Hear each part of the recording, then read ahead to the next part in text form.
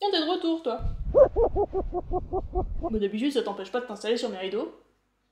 Vu le peu d'intérêt que tu semblais accorder à ce perchoir, j'étais d'ailleurs sur le point de le revendre avec la mention « état neuf ».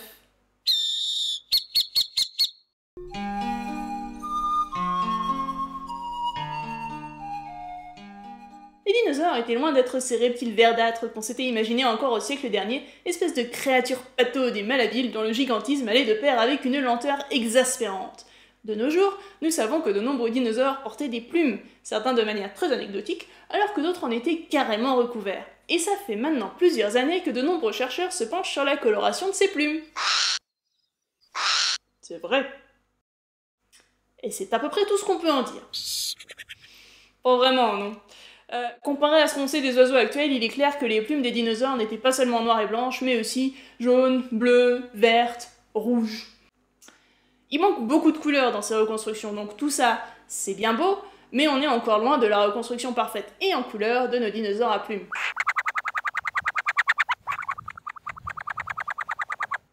Ah, ce serait bien si c'était le cas. Et pour mieux comprendre comment ça fonctionne, je vous invite à faire un tour chez nos chers dinosaures bien contemporains, j'ai nommé les piou-piou. Les oiseaux sont considérés comme le groupe de vertébrés le plus coloré du règne animal. Ces couleurs ont de nombreuses utilisations, que ce soit au niveau de la reconnaissance visuelle, du signalement, de l'appareil nuptial ou même encore du camouflage. On parle aussi du rôle de certaines couleurs dans la thermorégulation ou encore pour aider à la rigidité des plumes de vol. Il y a déjà eu des centaines de vidéos sur le sujet, donc je vais pas m'étendre là-dessus. Ce qui va nous intéresser aujourd'hui, c'est plutôt la coloration des plumes elles-mêmes. D'où viennent ces couleurs, comment se mélangent-elles pour donner ces superbes couronnes multicolores qui ornent les crêtes les plus tendances. Pour commencer, il est important de comprendre comment se forment ces couleurs de plumes. Et c'est un sujet assez complexe. Chez les oiseaux, il existe différents types de coloration qui se mélangent pour aboutir au résultat que l'on connaît. Les deux principaux sont la coloration dite structurelle et celle dite pigmentaire. La coloration structurelle n'est pas due aux pigments, elle est due à la microstructure des plumes. Dans les plumes se trouvent ce qu'on appelle des mélanosomes, ce sont des structures microscopiques qui contiennent des pigments. Selon leur abondance ou leur absence, ainsi que leur arrangement dans l'espace, la couleur émise par les plumes varie. L'exemple le plus criant est la couleur bleue des plumes de nombreuses espèces d'oiseaux, notamment du paon. Ce bleu n'est pas créé par les pigments, mais bien par la microstructure des plumes elles-mêmes. La microstructure des plumes permet aussi de créer ces reflets chatoyants que nous serions bien en peine de reproduire avec de la peinture. On les observe sur le cou des paons, mais aussi sur la gorge des colibris. C'est cette microstructure qui se retrouve dans les fossiles les mieux conservés, et uniquement les mieux conservés. On va pas se mentir, ça, c'est pas terrible. Le problème, c'est que les mélanosomes ne font pas tout, et la couleur d'une plume n'est pas due qu'à cette microstructure que l'on peut voir au microscope. Les bleus, les verts, les jaunes, les autres rouges vifs ne viennent pas uniquement des mélanosomes, ils viennent souvent des pigments eux-mêmes. La coloration pigmentaire, donc, est obtenue grâce à de vrais pigments, tout comme nos cheveux ou notre peau. Les pigments contenus dans le corps de l'oiseau sont transmis aux plumes lors de leur pousse. Une fois la plume en place et la pousse terminée, il n'est plus possible de changer sa couleur sans action extérieure. Un peu comme pour nos cheveux. À moins de les teindre, on n'en changera pas la couleur. Chez les oiseaux, c'est à peu près pareil. À une différence près, cela dit, les oiseaux, contrairement à nous, disposent d'un arsenal pigmentaire bien plus développé. En quelque sorte, oui, bien que tu sois pas exactement ce que j'appellerais un oiseau arc-en-ciel. Les pigments aviens se classent en trois grandes catégories. La mélanine, un peu comme celle qu'on a en tant qu'humain, c'est ce qu'on produit quand on bronze en l'occurrence, donc des pigments bruns, voire noirs. Les caroténoïdes, des pigments oscillant entre le rouge et le jaune, allant parfois jusqu'au rose, et des pigments plus rares, souvent partagés par une seule famille d'oiseaux, et donc assez caractéristiques de la famille en question. On peut y retrouver un peu toutes les couleurs possibles et imaginables. Et c'est là que ça devient un peu plus complexe, alors accrochez-vous à vos claviers. Par rapport à la suite, oui. Parce que voyons un peu ces pigments de plus près. Il n'existe pas une, mais deux sortes de mélanine. Le mélanine, ou mélanine vraie, et la phéomélanine. Ces deux couleurs ne sont pas exactement les mêmes. Le mélanine donne des couleurs allant du marron au noir, donc des couleurs assez foncées et plutôt ternes, alors que la phéomélanine, en revanche, donne des couleurs plus rougeâtres, des bruns un peu roux, voire même des roux tirant sur le blond. Comme chez nous, la mélanine est produite par l'oiseau lui-même, elle ne vient pas de son alimentation. La petite subtilité ici est que les deux types de mélanine ne peuvent pas être produites en même temps sur la même plume. Donc une partie de plume colorée de mélanine ne pourra pas contenir de phéomélanine et inversement. Ce sont les fameux mélanosomes qui contiennent la mélanine chez les oiseaux, et on suppose donc qu'il en allait de même pour les dinosaures non aviens. Sachant que les mélanosomes ont une taille différente en fonction du type de mélanine qu'ils contiennent, il est facile, toute proportion gardée cela dit, de savoir quel type de mélanine était contenu dans quelle plume de dinosaure. C'est donc grâce à cela qu'on peut reconstituer les couleurs de plumes allant du noir au blanc, en passant par le brun roux de la phéomélanine.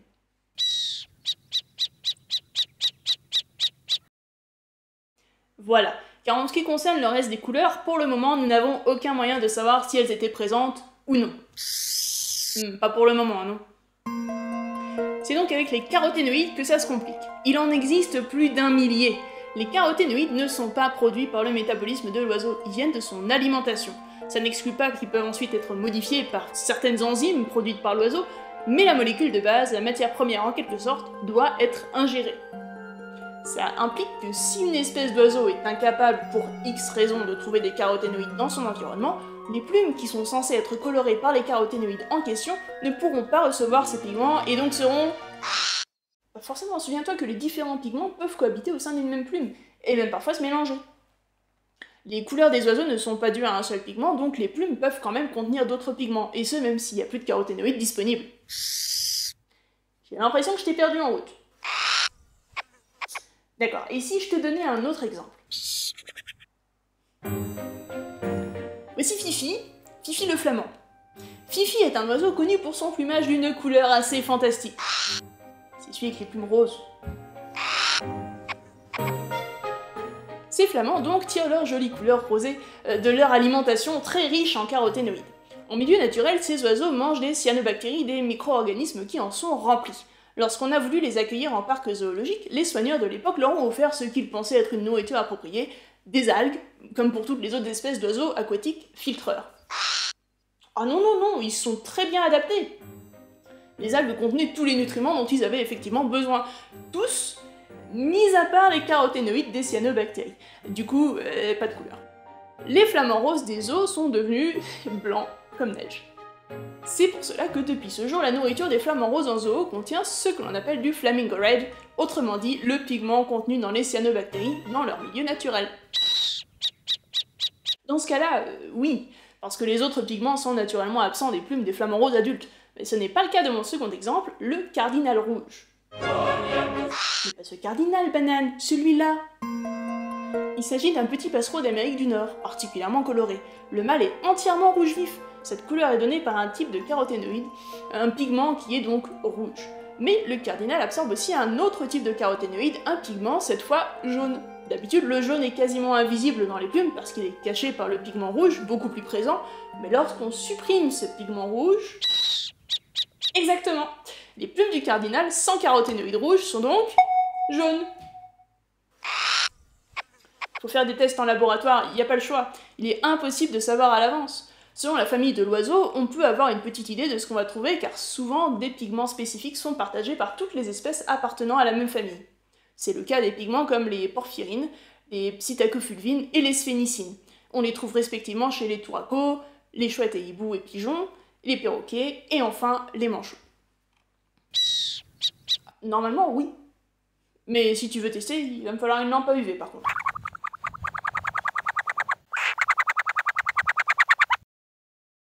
Les porphyrines sont des pigments plutôt rigolos parce qu'ils ont la particularité de réagir aux UV et donc de briller sous une lampe à UV. Je vous présente donc notre modèle, un hibou grand-duc d'Amérique, qu'on appellera pour l'occasion Monsieur Duduc. Notez que notre modèle porte la collection automne-hiver, livrée blanche tachetée de brun sombre. Monsieur Duduc donc, lumière.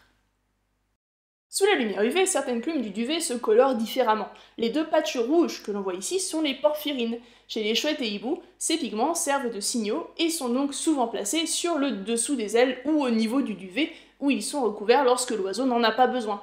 Et ça marche aussi sur les pigeons.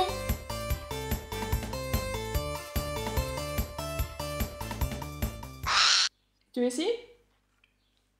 Attends.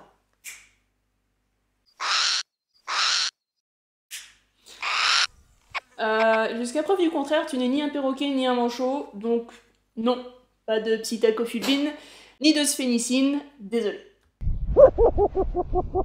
Ah non, ça, il ne brille pas comme les porphyrines, c'est certain.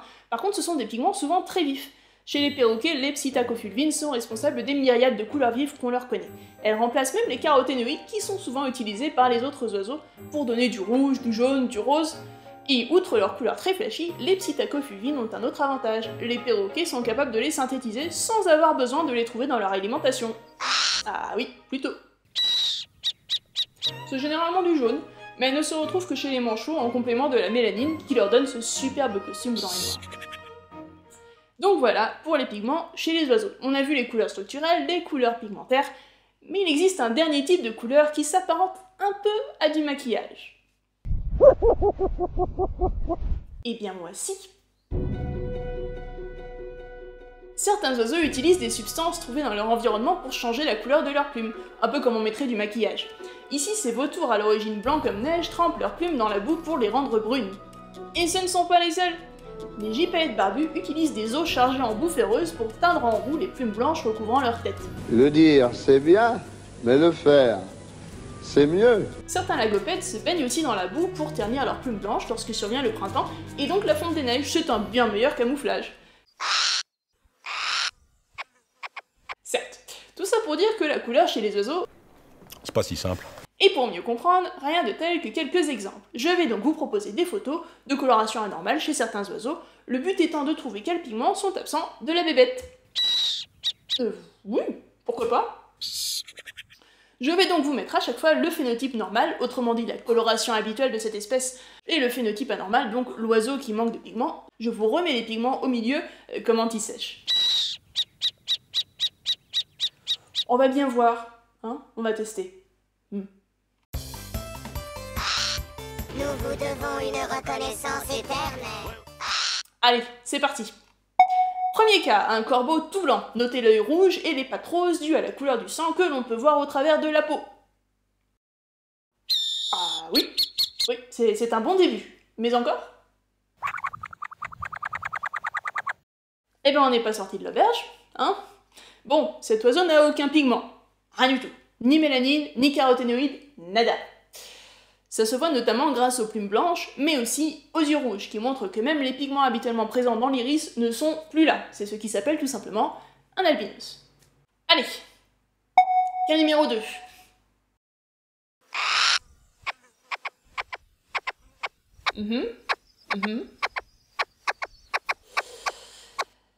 Oui, bah je vais peut-être pas mettre 2 fois la même chose non plus, donc réfléchis quand même 2 minutes avant de dire n'importe quoi. Et puis j'ai dit quoi au sujet des yeux? Ils doivent être rouges pour que ce soit un albinos. Ici, c'est ce qu'on appelle un oiseau leucistique. Chez ces animaux, les pigments ne sont pas transférés aux plumes, mais ils sont toujours présents dans le corps de l'oiseau, comme en témoigne l'œil coloré normalement, ainsi que les pattes. Ce qui est très amusant avec les oiseaux leucistiques, c'est qu'ils ne sont pas tout blancs.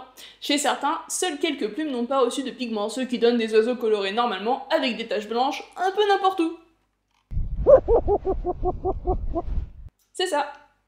Allez, cas numéro 3. En un sens, oui. Exact, c'est bien un surplus de mélanine qui conduit l'oiseau à être beaucoup plus sombre que la normale. Ça fonctionne plus ou moins comme chez les mammifères. Plus il y a de mélanine, plus l'oiseau sera sombre. En fonction du type de mélanine en excès, on distingue 2 sortes de mélanisme.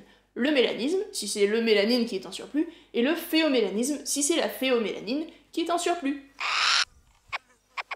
Non, parce que toute le mélanine a été remplacée par de la phéomélanine, donc des pigments bruns roux. Rappelez-vous, l'oiseau ne peut pas produire les 2 types de mélanine en même temps. Donc un oiseau ne peut pas avoir à la fois de l'eumélanine et de la phéomélanine en excès. S'il a trop de phéomélanine, ça implique donc qu'il y a moins de mélanine, donc moins de pigments noirs et bruns foncés. Bon, on a laissé passer de temps sur la mélanine, passons au cas suivant. Prêt? Allez, cas numéro 4. Non mais tu fais exprès, c'est pas possible. C'est une perruche. Elle appartient au même groupe que les perroquets, les psittacidés. La perruche ondulée est un oiseau naturellement vert et jaune, avec quelques motifs noirs sur les ailes, le dos et les joues. Par sélection, les éleveurs de perruches ont produit des colorations différentes, la première de ces mutations étant la perruche ondulée bleue et blanche. Si, mais chez la perruche ondulée, le vert n'est pas dû seulement à un pigment, en réalité le vert que nous voyons est la somme de 2 types de coloration, un pigment jaune et une microstructure des plumes donnant une couleur bleue. La combinaison des deux donne du vert, comme de la peinture bleue et de la peinture jaune donne du vert. Si on retire donc ce pigment jaune à la perruche, il reste la microstructure des plumes qui reflète la lumière en donnant du bleu. La perruche est donc bleue. Ah bah oui, vu qu'il n'y a plus de jaune. C'est bon? T'as saisi le concept? Bon. Je crois qu'on va arrêter là pour aujourd'hui, c'est déjà pas mal d'informations en une fois, et encore, je vous ai épargné toute la machinerie cellulaire responsable de la production et de l'utilisation de ces pigments. C'est très intéressant, mais ça requiert de solides bases en biologie moléculaire, et aujourd'hui, on n'a pas trop le temps. J'espère que ce petit plongeon dans le grand monde de la pigmentation avienne vous aura montré pourquoi retrouver les couleurs exactes des dinosaures fossiles, eh ben c'est pas si facile. Il existe beaucoup de variations de coloration chez les oiseaux, et il est quasiment impossible de tout voir en une seule vidéo. J'ai fait qu'effleurer la surface de ce qu'on connaît actuellement, mais si le sujet vous intéresse, je répondrai volontiers à vos questions dans les commentaires. Si vous voulez en savoir un peu plus sur la biologie des oiseaux, il existe ce livre qui couvre la plupart des bases en ornitho et qui est parfait pour débuter. Alors attention à la classification des oiseaux qui se trouve à la fin, parce que ce livre date quand même de 2006, et évidemment, on n'avait pas encore toutes les connaissances qu'on a maintenant, donc faites juste très attention à ça. Du coup, je remercie encore une fois l'ami qui m'a offert ce livre il y a déjà pas mal d'années. Et pour tous les autres, on se retrouve la prochaine fois pour de nouvelles infos sur les oiseaux. A plus!